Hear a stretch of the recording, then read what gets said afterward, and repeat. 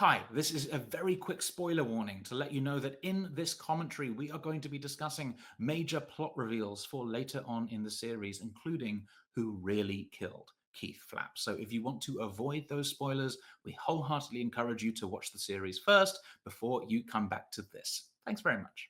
I was immediately excited to actually film it. I figured out what the ending is, and it's Homer Badman. You've got to find the reasons to love like the dreadful characters.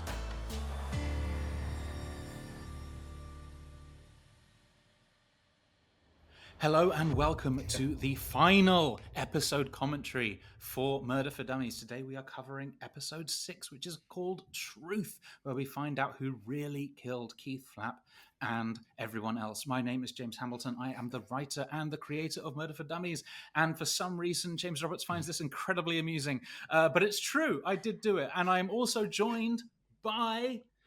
I'm Luke Booys. I play Tom Flapp in Murder for Dummies. I also co-developed the show alongside Casual Violence. I'm a co-exec producer, and I was first AD on shoot days.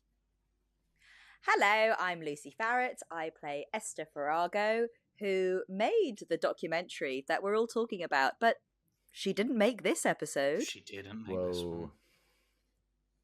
Hello, I am James Roberts. I am the inspiration for Esther Farrago. You are, yes. In every way, I've killed a lot of people. But yeah, I'd directed, co-produced, edited, and VFX'd this. You VFX'd the shit out I've of this VFX'd the fudge out. You did so many VFX things that I'm deliberately wearing this jumper because of something in this episode, which you'll see shortly. Yes, you'll have to give us, when the time comes, give us a full reveal. I'll be like, can't see what the whole was jumper this on jumper camera changed yet, into? Yeah. I knew I At the recognised moment, it. I couldn't quite put my finger on it. But yeah. We'll have to do a Your comparison. clever skills. I'm Yes. wearing my Murder for Dummies pin badge. For... Nice. Good, yes, Well, represent. None of the rest of us are doing that at all. But, No, I know. Disappointing. but no, you're right to do it. Show us all up. But anyway, let's get into it. The last episode of the whole show.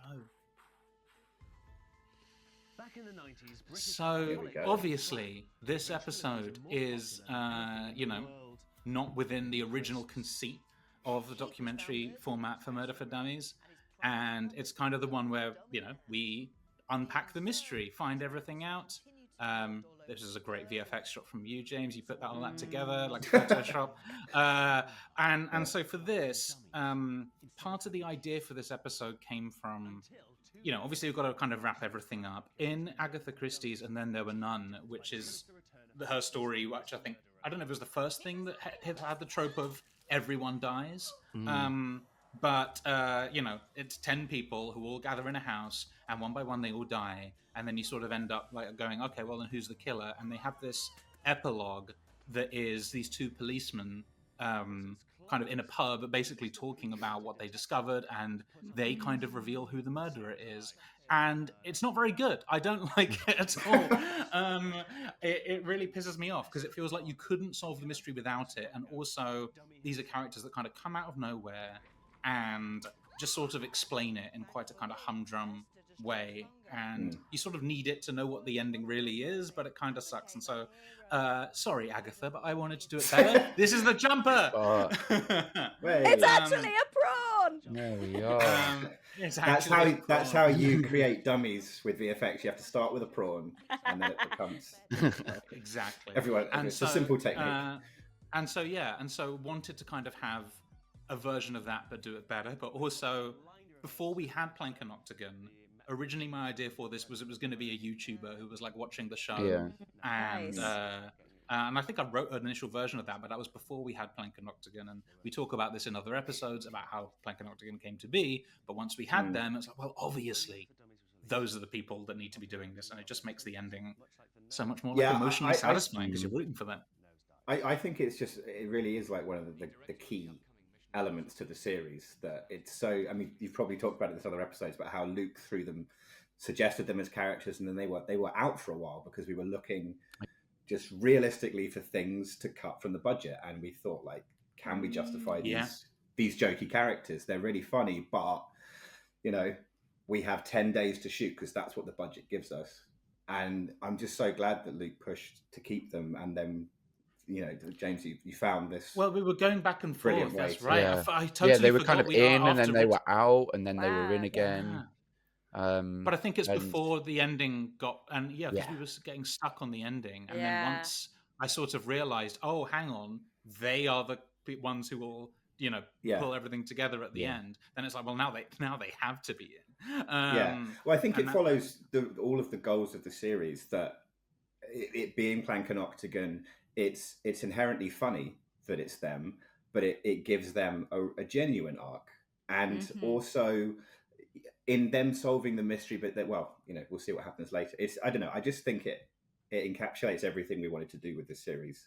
Yeah, I agree. Really well. I'm really happy Brings to have it- it worked brings out it with home.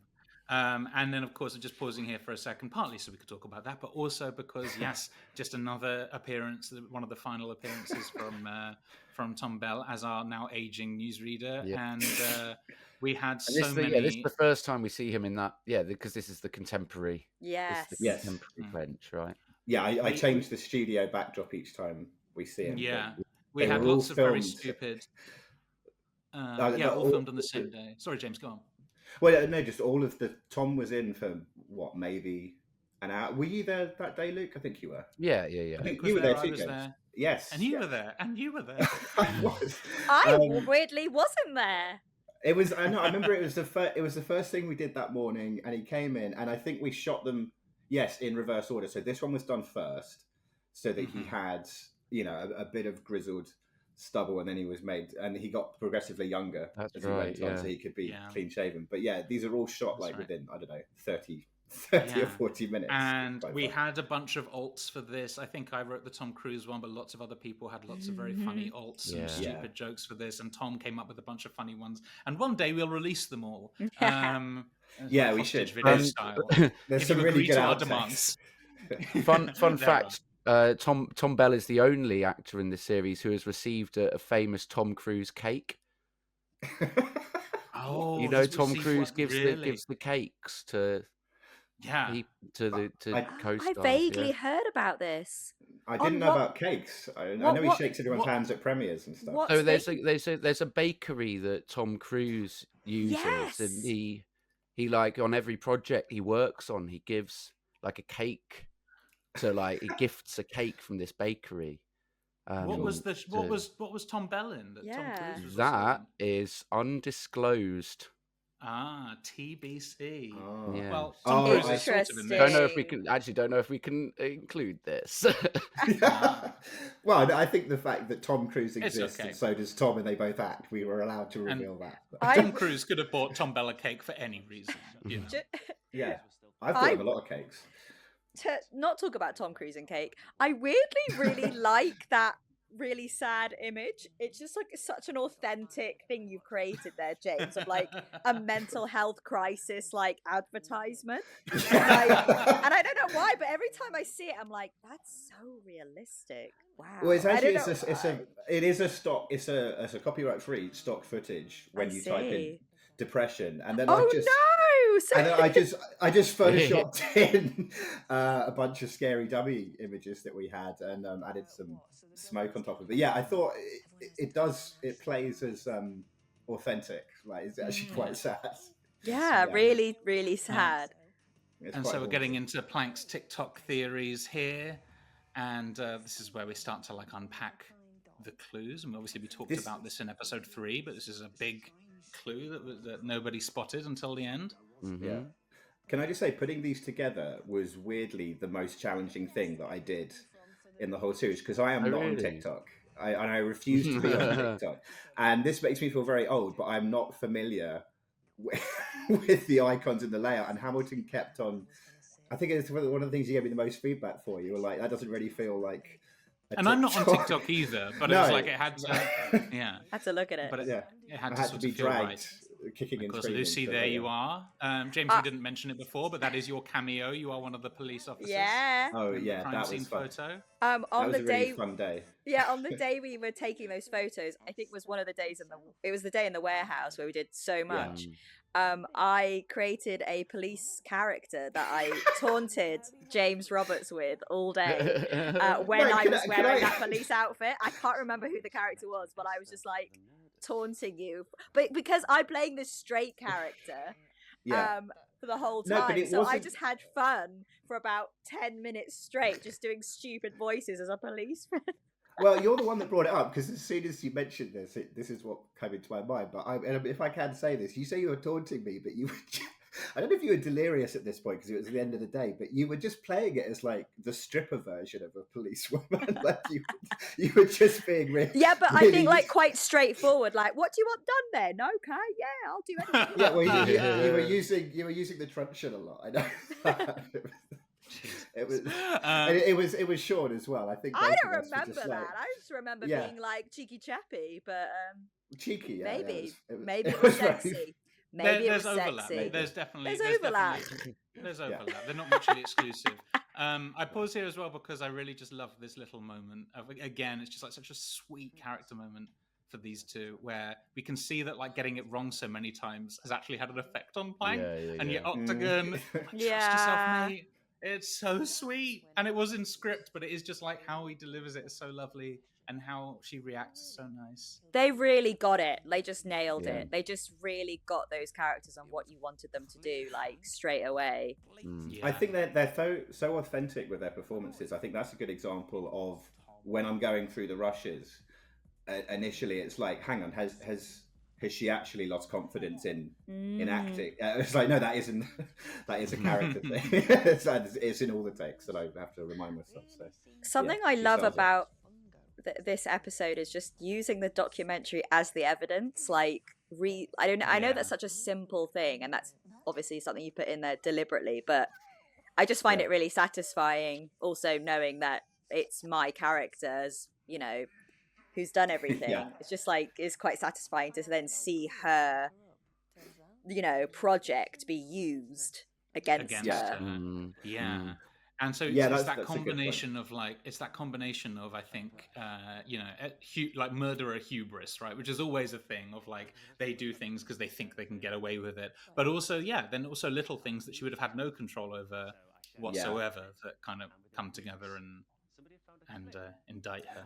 I suppose also to touch upon that, this, like, one of my concerns with this episode, I thought thematically it was great because it brings it all home and it's Plank and Octagon and they get their man, but the necessity of how you show that on screen, because this is so meta, it's not an episode of Murder for Dummies, which is the glossy Netflix funded version of this. It is Plank and Octagon's YouTube show, which means that we have to kind of make it credible that this is content they produced. So the episode really is 2 locked off shots with a clip show interspersed. And I worry, like, you know, just from a filmmaking perspective, like all of the tools you compare it to, like, you know, the finale of episode 5, which is our big, you know, ridiculous Stephen King goosebumpsy ending, which is fun but is inherently not the series we wanted to make. We don't want that to be the final answer, that it was a haunted dummy. And we have this very stripped down, realistic, but in much more satisfying conclusion. But yeah, I was just concerned. I knew that the, like, script-wise it was there. I just thought from a production point of view, it needs to feel more stripped down, but not like so shoddy and homemade that it's a pain to watch. I was surprised at how engaged. I mean, it's really once we get to the second half of this episode, I'm not just like blowing smoke up your ass, Lucy. I really genuinely like I've watched this, you know, 100 times cutting it together, but I just found myself more than anything else. Like, I watched that scene from start to finish. I can't take, you know, that whole it. section It's is just, you know, it's brilliant, and it really, like, it's such a great ending. Which And we you did will a- get to. Yeah. But before we talk, Oh. guys, we'll talk more about it when we get there. Sorry. Hold your Okay. We horses. will, because we need to talk about this tiny clip, because I Exactly, think yes. it is maybe.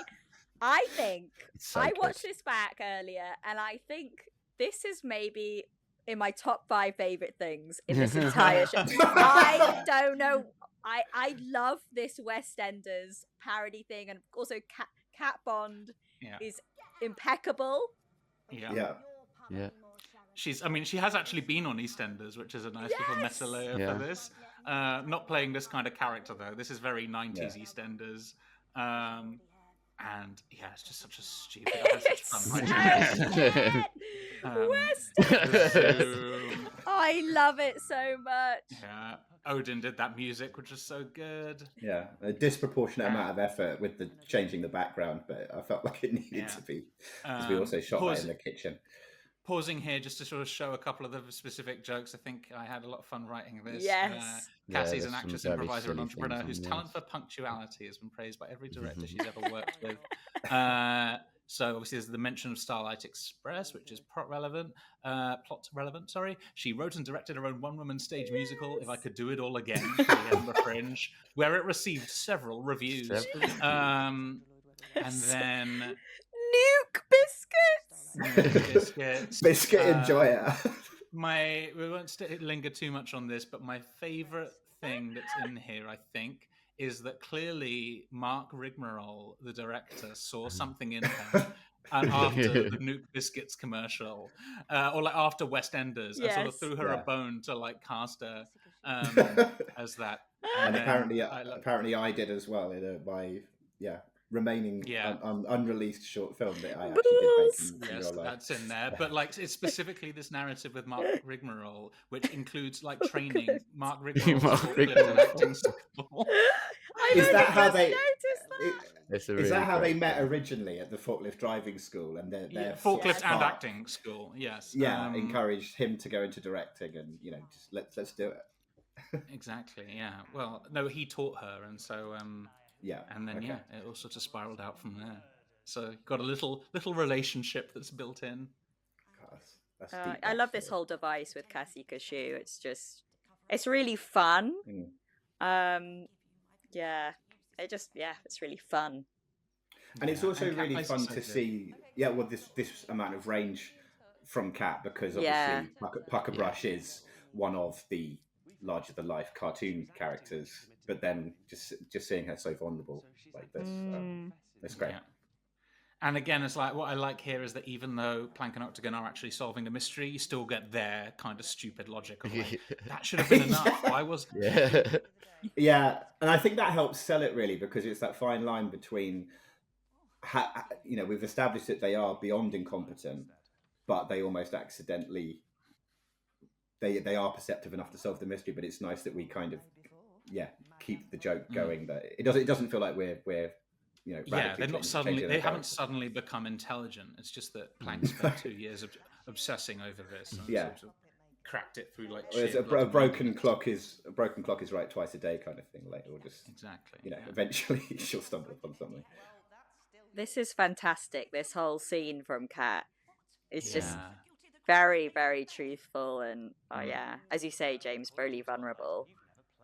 Yeah. One of the things that makes me laugh a surprising amount is just at that moment where she hands back the iPad. You can hear some audio from a Puckerbrush interview playing. It's one where she talks about ghosts, and it's very low in the mix. Really? I've never noticed that.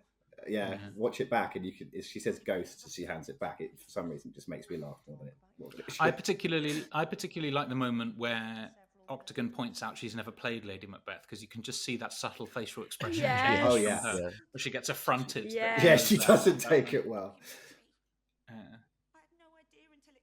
And actor who played Greaseball too rusty. The actor who played Rusty too greasy. Very stupid. Very proud of that. I've never seen Starlight Express, so I had to really look up the characters. They did a performance of it at the Olivier's the other day, and my husband Dan didn't know what it was about, and I was like, they're trains, and he went, what? I was like, they're trains, and he was like, no, they're not, and I was like, oh yes, they are. Well, I don't know how many people have noticed it, but in the fake program that we show, it's got the cover, and I put the tagline, "What if trains could roller skate?" and I think that's a good summary of Starlight Express, which I've not seen either. It just, I'm sorry, it just doesn't. It's very silly. Appeal. Yeah.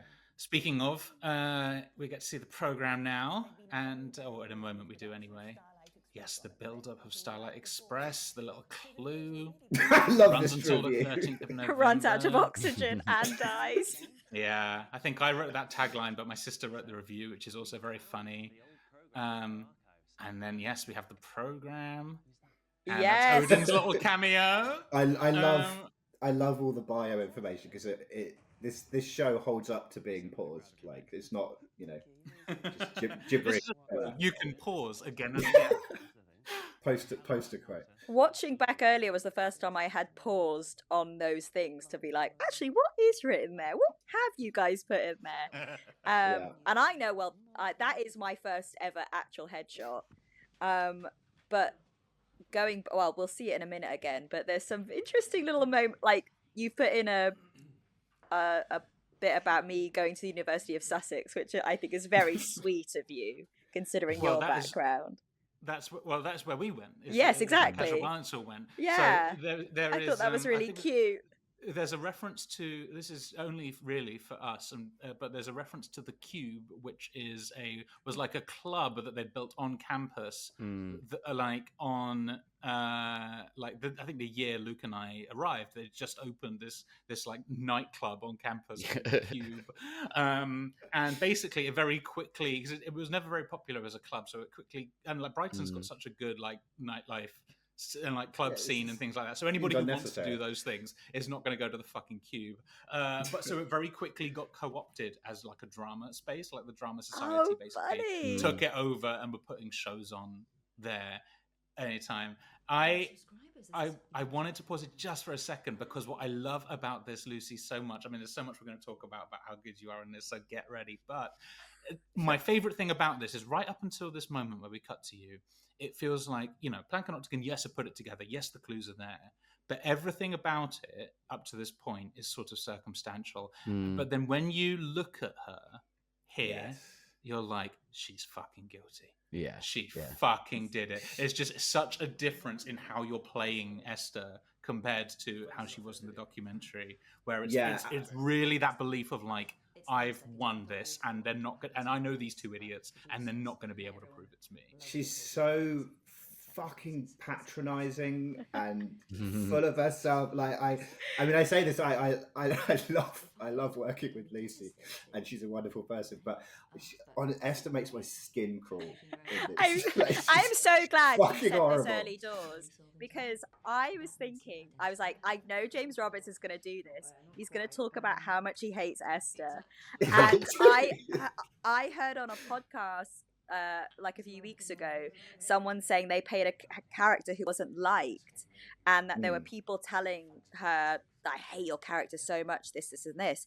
And I remember thinking exactly the same thing as this actor, which was like, no, don't say that. Like, I don't hate her. Like, and I don't. Every time you say I hate her, I'm like, Esther's great. Oh, I mean, and it's like interesting that I've got that deep in, like, no, I have to not hate her. Yeah. But I think you have to. That's just such an important part of the process, isn't it? That you've just got to, you've got to find the reasons to love, like the dreadful characters. Yeah, because otherwise, how can you see what their choices are? Like, Yeah, it's characters like Hannibal Lecter and Hans Lander in Inglourious Bastards. Like, they are such impressive, calculating, awful people, but you just love. It's a joy to watch them. So that's where Esther falls into. I think it's the difference between like a character being likable and a character being nice. I'm very much on the side of I love Esther. Is she a nice person? No. Like, sorry, I should clarify. That's what I mean. Yeah, I hate. No, I get what you mean. I love how much I hate her. Yeah.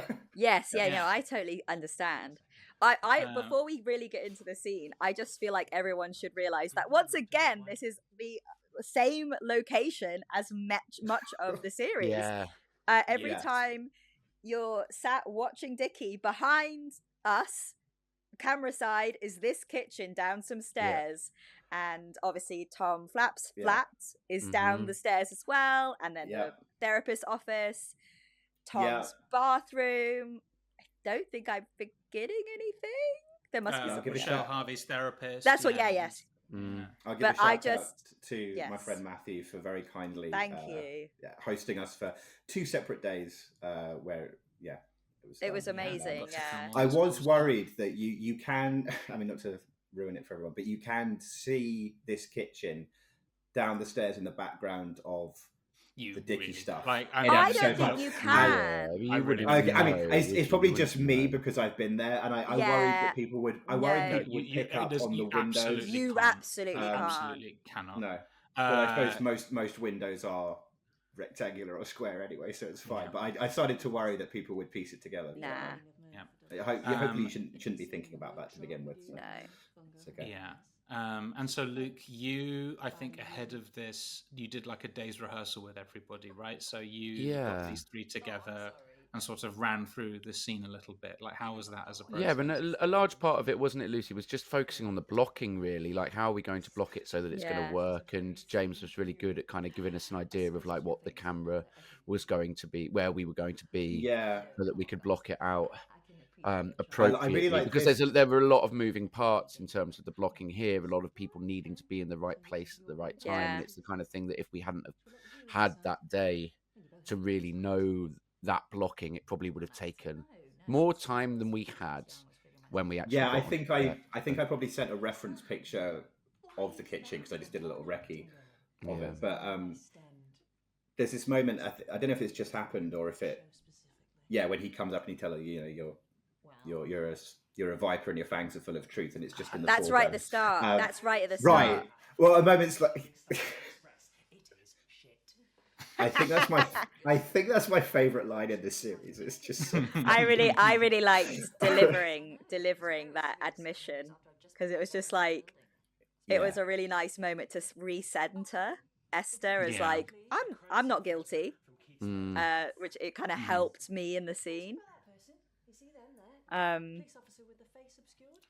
Yeah. think that's it. It's like Esther, like, Plank and Octagon are right, but what is so nice about this is that Esther, and I guess we'll get to this more when we get to the ending, but like Esther has plausible deniability for all Oh, of it. totally. And Esther is Yeah. smart, and it all comes down to, when we were talking about that question earlier of connecting with Esther despite her being who she is. This was, I think, when I landed on the motive for Esther, that was 100%. That's why I was so happy with that as an ending once we kind of got there. Is like, Yeah. it makes her, in a way, the one sane person in this world of crazy people, because you forget at this point that everybody else loves ventriloquism and thinks that's totally fine and not scary Yeah. and normal. And so literally you just have her motive being ventriloquist dummies are fucking terrifying is the thing that as an audience member you go, yeah, she's right. They Yeah. are. And then that's the thing for me that like makes sense as a motive, really, is that it's so simple and yet it just makes everything else make sense. It feels like a punchline for the whole series in a way of like setting up this joke of, hey, isn't it funny that everybody's acting like ventriloquism's fine? Oh, and then could you have just this one person who's real. Could you just pause it here? Yeah, thanks. Yeah, go on, James. What did you want to say? Well, no, I was just going to say that I remember, because obviously we've established that other than, the two locked off shots, the cutaways of it being like a clip show are the only other elements of the series. I think, as I remember, this one wasn't in the script, I think, but maybe my first rough cut pass of the episode, I just felt like I wanted to kind of remind everyone of all of the, like, what actually happened in the dressing room that day. And it sort of just I this think is a it final was, recap. No, it was in the script, but I think the difference is it was different, yeah. No, what is different about it, which I think you did a really good job with, is that it was in the script, but basically what happened, and it's like a happy accident in a way, is that this came from a mistake, is that you guys didn't get voiceover from Plank and Octagon that was meant to be over this. Right. And then what you did such a good job with is make it narratively flow and make it clear what's happening. But there was a whole section. It came from an accident because there was a whole section of Octagon dialogue recapping this. This was here, but it was done differently. But we have and we have just the voice of the characters giving you that information instead. And it works great. So you really did a great job. It was like we were lucky in that we were able to kind of put this together that way, because initially it was like there's meant to be a lot of like one of those characters, I think it's Plank, is talking through all of this, and we just didn't get it on the day. Do you mind pausing it for a second? Yeah, go. Fine, go on. Just to like slightly go back, I've just like it's just interesting to work out the process of also how you've put it in the script that she starts to sort of unravel here, and it's so small.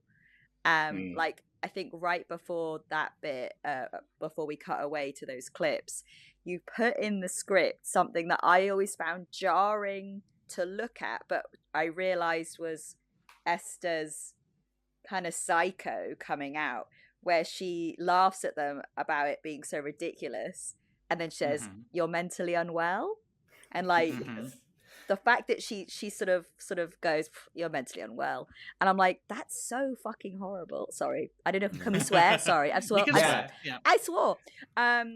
Yeah, it's just so mean. Like she's so in control in this section, isn't she? She's so in control. That's why I sort of said if you could pause it now, because I feel like what we sort of worked on and what is in the script is like she's fairly chatty, and then she sort of, you can tell she's a little stung when she says you're mentally unwell, and then at this point they're laying it on so thick now that she's just really listening, but she doesn't talk, so she just is taking it in. And like I was really enjoying, there's a bit where Ed comes a bit closer and I just sort of look at him for a little bit too long, which I just remember really enjoying doing. Well, it's setting up the moment when they break you by sneaking up with the dummy.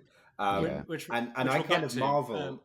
I marvel at that how you go from, like I said, I viciously find her so patronizing and horrible at the start, but I also genuinely feel for her when they do break her down, because Plank really does become the bully for a little moment. Like she does that moment where she looks at camera, and you think maybe can you just lay off and ease back on Esther a little bit for a moment, and then you go. No, I don't know if you do, because I think there is a moment there which we can talk about, but like you are on her side, and just to that's what I mean. You're on Plank's side, I think is what I mean. But like Octagon, I mean, it's worth anyone just watching specifically Ed as Octagon throughout this episode, because even when he's not got a line, his little reactions, again, it's listening, right? He's following everything and he's reacting to everything, and you can tell how much he's rooting for Plank, and you can see the sort of ups and downs of him reacting to what Plank says versus what Esther says, and it's so detailed and so good every time. And I think to your point, Lucy, about listening, it's like because she knows they're right about all these things, I think it's so it's a funny little bit, but like she's waiting for the thing that conclusively proves that she is guilty, and ultimately it does. Like in terms of the evidence they directly present, they don't have it. They don't have that decisive piece of evidence. I think everything does point to Esther. They're 100% right, but they don't have, here is concrete proof that you killed these people. She wouldn't be convicted in court. It doesn't pass reasonable doubt. Exactly, but her arrogance gets the better of her. Right. Here's the reveal of the fear. And so the nice thing is, I think, because we had this lovely take of you, were able to, I think we talked about this in post, like pushing in on her reaction a little bit more and seeing that there. And it's just that moment from you, Lucy. It's just like really taking that second to think about, as Esther, like how do I to play it? Yeah, the cogs turning. She's trying to maintain that composure of not being ruffled, whatever by it. But she takes a little bit too long. It's so good. No, but I think even then, I think what's so nice is that right up until the moment she thinks I can take these guys, she could have gotten away with it, but she's like, I've killed 10 people. These two are just here with a camera. I can kill them too. I mean, I think Plank and Octagon would have lived if they hadn't snuck up on her with the dummy, because I think that's what makes her spiral. Exactly. From that point onwards. That's the thing. That's the thing. It's this bit. I loved looking at him. Just like a little eye look. Oh, hang on. Shush. It's another favourite line.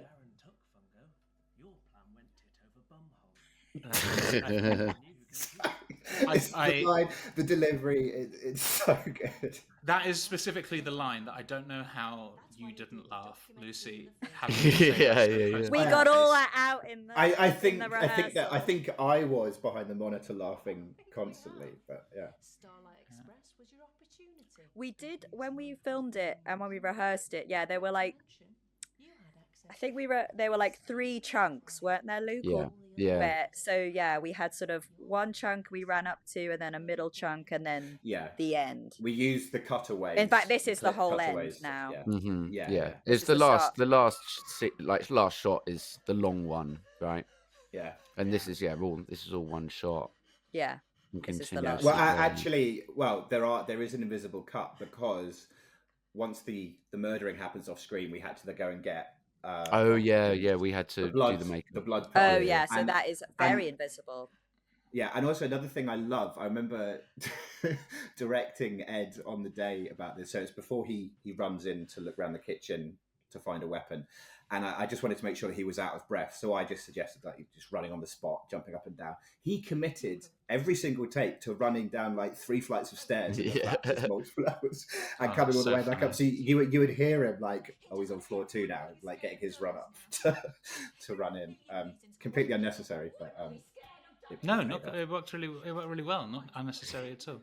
Unnecessary amount of exercise for him. This section is just brilliant with how good this performance is, Lucy, and Lucy. The crescendo of it, but then also just these little looks from Plank at the camera, and it's just like it works so beautifully well. Because she's like, fucking got her. That line, "Sinister fucking demon," where you yourself sound like you're possessed. It's like your voice is on the verge of breaking. It's great. It's so horrible. Yeah, credit to Luke. I remember when we went through it.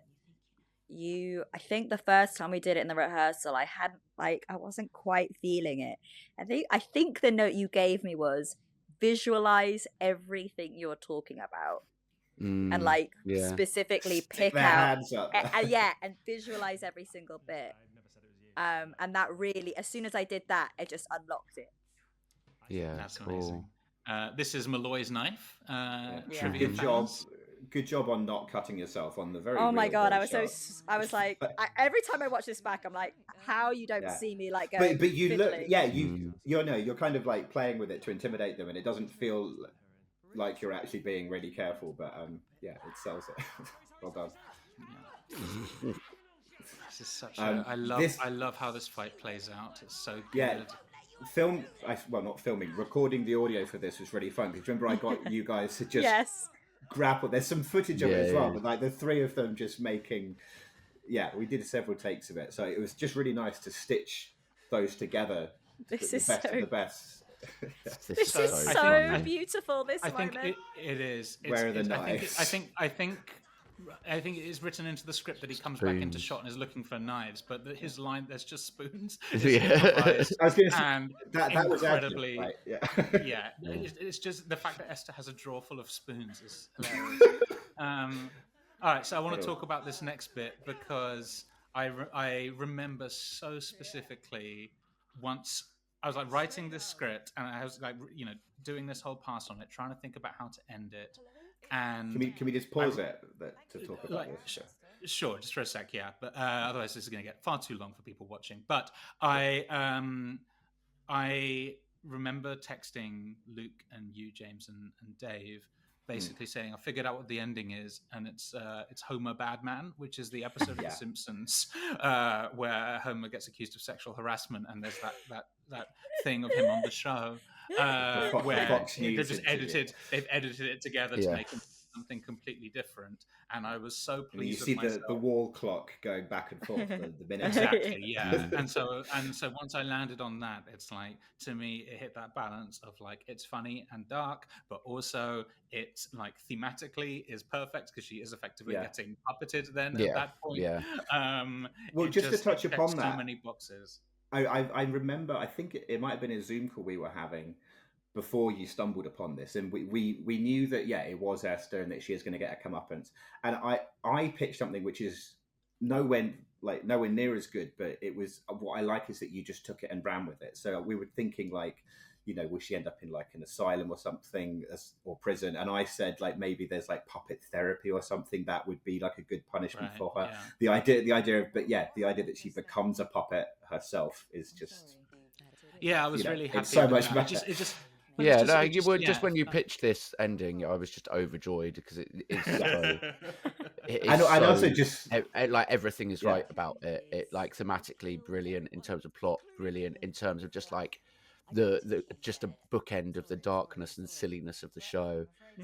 I was immediately excited to actually film it because I knew it's actually not difficult, but it was fun. Like, it didn't take that long, did it at all? Like, no, just it's just like a long extended makeup. take of me off camera going mouth open again, do this wider, and you just slowly going through the motions. But it's so fun. And then adding again, sprinkling in like I don't know a 10% extra in post with the VFX, just making you progressively more gaunt. And timing the blood soaking in and stuff like that. But what was really a happy accident on the day was because of where that kitchen is. It is actually a really light kitchen on the top floor, and just seeing the sky and the cloud formations moving that gives you what you need. Really for it. cool. And if you go back and watch Plank's reactions in that, it's so good. Oh, sorry, Octagon's reactions. But when he looks at his hands like. But I love this bit.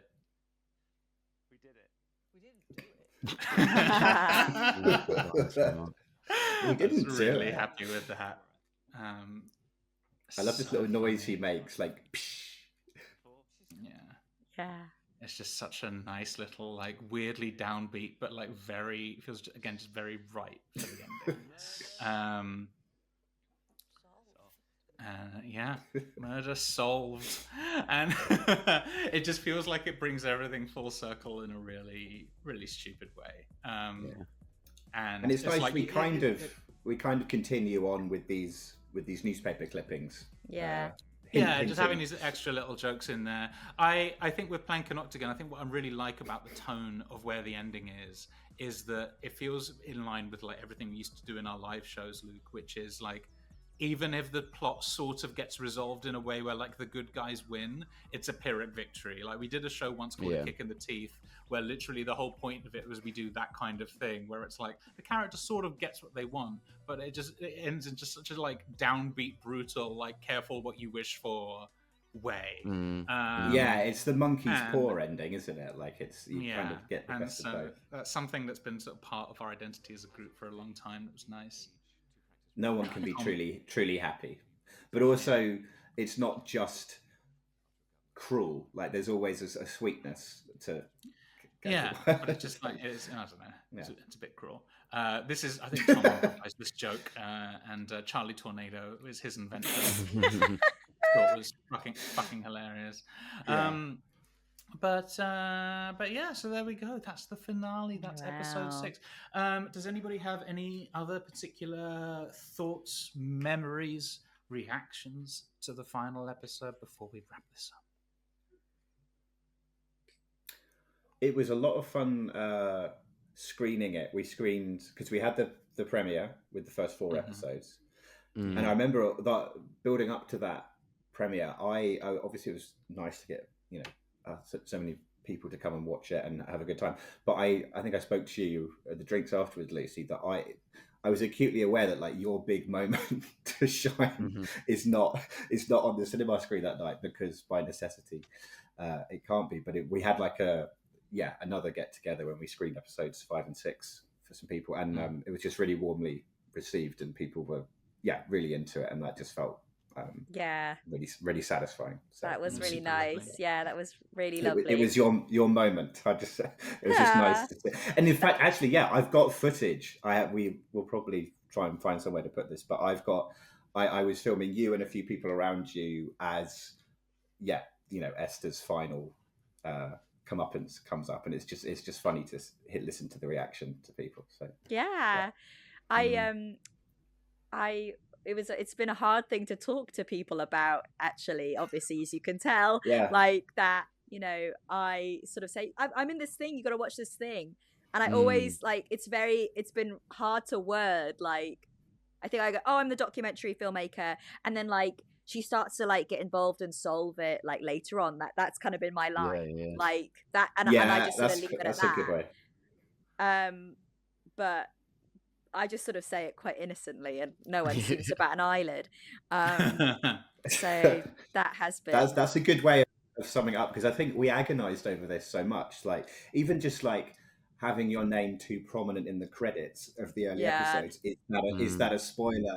But it's like, well, we're kind of disrespecting Lucy if we sort of bump her really far down, and it just felt weird how much are people going to analyze this. Well, we just ended up doing it in order of appearance for that reason, because then it's just easy and no one questions anything. But I think I found it comforting to know, like, even if like someone goes, oh, maybe it was a documentary maker, which is, you know, that's been done.